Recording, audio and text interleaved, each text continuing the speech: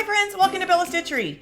Today we're going to journey to the English countryside with this beautiful Shabby Chic scrapbook page. These are peonies that are handmade. I have a tutorial for that as well. This is made out of fabric and a little bit of fire. Very exciting.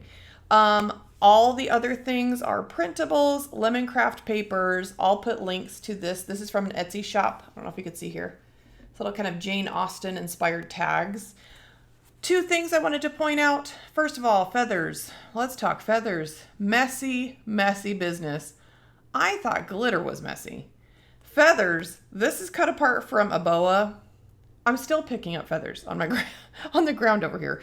So I like the way it looks. It's very frou-frou, cottagey, over the top fancy, which I feel like really accents these flowers really well.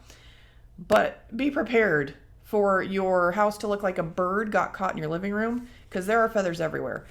Second of all, gesso. I did work with a lot of gesso here. I recommend you let it dry between. I did not, because I just wanted to power through for the video's sake. But I did end up getting some paint on me as well. So it depends on how you feel about that. I did some stenciling here and some chipboard painting.